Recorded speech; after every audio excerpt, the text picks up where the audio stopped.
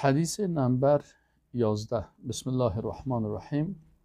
قال رسول الله صلى الله عليه وسلم رسول الله صلى الله عليه وسلم فرمودن من سلك طريقا يلتمس فيه علما سهل الله له طريقا إلى الجنة. رواه مسلم. رسول الله صلی الله علیه و سلم برای ما و شما درس میده و میگه من سلک طریقا، کسی که بره به یک راهی که یلتمس فیه علم، یعنی کسی یک راهی را اختیار بکنه که یلتمس فیه علم، که در او راه در جستجوی علم است، یعنی به راه میره که اونجا هدفش چی است؟ هدفش علم است که علم بیاموزه.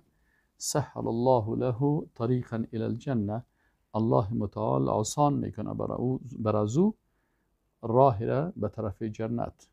از این حدیث شریف ما و شما درس میگیریم که یاد گرفتن علم که بالای همه فرض است و انسان مسلمان باید علم یاد بگیره، و اگر انسان راهی را اختیار میکنه که در اونجا علم و دانش یاد میگیره، هر راهی که باشه، یعنی مثلا کسی از طریق مدرسه و کسی از طریق مسجد و کسی از طریق مکتب و کسی از طریق پاهنتون و کسی از طریق حتی رسانه ها و از طریق وسایل هم کوشش میکنه که علم یاد بگیره.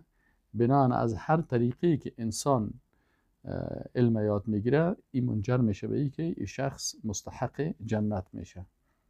و السلام علیکم و رحمت